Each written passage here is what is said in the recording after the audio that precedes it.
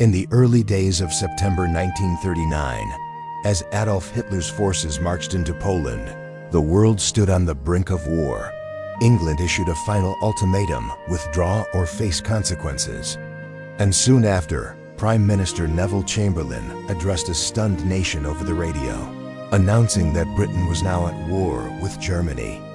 But while storm clouds gathered across Europe, another kind of tension was brewing in Walton's mountain, a quiet, personal conflict sparked by the arrival of a new and unexpected figure in their close-knit community. Mary Ellen and Curt arrive at the Walton home, her pregnancy well along, about 7 months showing. Inside, the family gathers around the radio, listening solemnly as Chamberlain's voice fills the room, declaring war. The weight of global events presses in, even here, far from battlefields. Meanwhile, closer to home, a different kind of predator circles, the chicken hawk.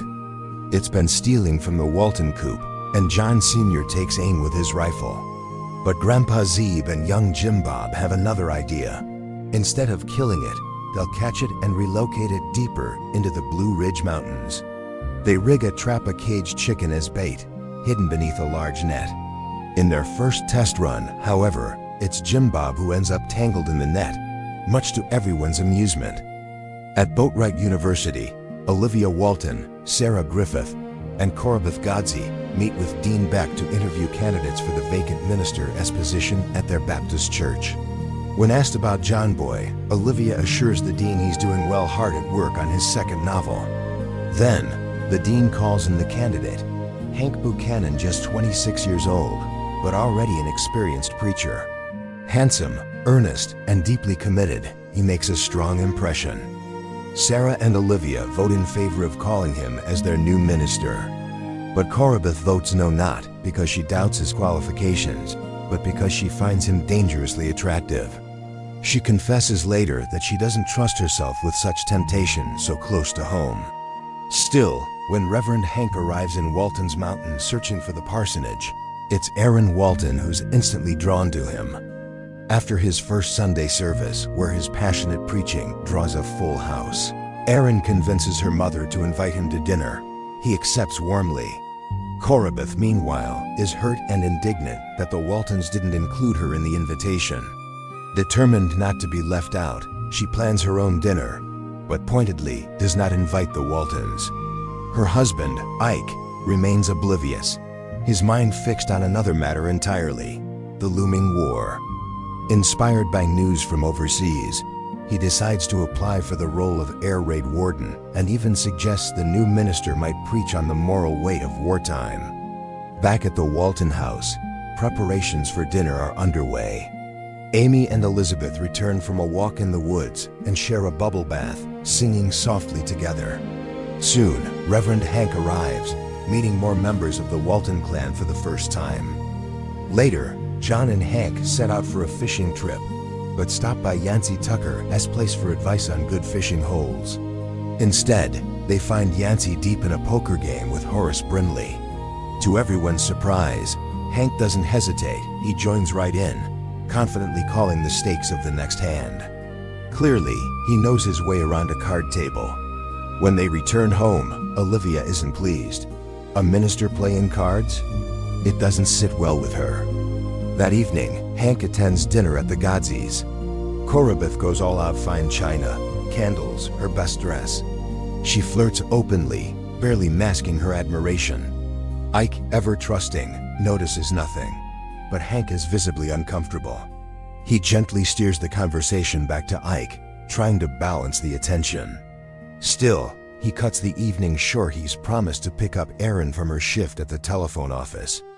Afterward, Hank and Aaron go to the movies. Later, back at the parsonage, he puts on some music and asks her to dance. Unseen by them, Mrs. Brimmer arrives with a hot plate of chicken and dumplings, only to peer through the window and witness the two swaying together in the lamplight. Shocked, she turns on her heel and hurries home, scandalized. That same night, Corabeth lies awake in her bedroom, lost in daydreams about the handsome young preacher. By morning, gossip spreads like wildfire. Flossie Brimmer is already whispering about Aaron and the minister at the Godsey store. When Olivia walks in, she's pulled into the conversation. She defends her daughter firmly. They went to the movies with permission and insists that Reverend Hank has brought renewed energy to the church. But as she walks away, her expression betrays her worry. At the telephone office, Aaron overhears Fanny Tatum relaying the juicy details over the switchboard. Mortified to be caught in the middle of small-town rumor, Aaron is met with sudden formality. Fanny declares a new rule: Aaron must knock before entering the office from now on. Seeking a moment of peace, Hank stops by the Dewdrop Inn. Thelma, the bar owner, teases him. Will he be preaching to her rowdy patrons next? He smiles and says no, he's just there to hear Jason play piano. Meanwhile, Ike makes a bold move. Convinced of his civic duty, he travels to Richmond to petition the governor himself for the post of air raid captain. He leaves Ben in charge of the store while he's gone. Back in town, Corabeth devises a plan to see Hank alone again. She claims she needs his input on a new choir robe design. At the parsonage, she makes a bold advance, just as Jason and Aaron walk in and witness the awkward moment. Stunned and heartbroken, Aaron runs home and locks herself in her room, ashamed of her feelings for a man so clearly out of reach. Olivia, concerned, visits Corabeth. There, Corabeth confesses everything: her loneliness, her longing for something more refined than life as a shopkeeper's wife, and yes, her attempt to kiss the minister. Just then, Ike returns triumphant. He's been appointed air raid captain. Overcome with emotion, Corabeth throws her arms around him, her earlier indiscretion momentarily forgotten. Olivia quietly slips away. Up on the mountain, Grandpa and Jim Bob finally succeed in trapping the hawk. As they release it into the wild ridges of the Blue Ridge, Grandpa offers a quiet lesson. Man has pushed into the hawk's territory, and sometimes these birds grow clever, learning to survive near human settlements. But they belong in the open sky, free to hunt as nature intended. That evening, Olivia shares Corabeth's confession with John. He can't help but chuckle at the irony, at the human frailty of it all. But their laughter fades when Sarah Griffith arrives with troubling news. Reverend Hank has submitted his resignation. Olivia still believes in him. So John heads to the parsonage, where he finds Hank packing his bags, embarrassed by the rumors and missteps. John sits with him, offering not judgment but wisdom. He urges Hank to stay, to face the congregation, to speak honestly. Maybe, John says, this mess you're in could make for a pretty good sermon. And so, at the next Sunday service, Hank does just that. Standing before his flock, he speaks plainly. He admits his love for cards, his enjoyment of dancing, his very human weaknesses.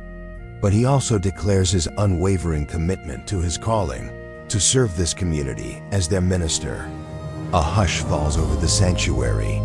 Then, one by one, voices rise from the pews. Stay, we want you, preach on.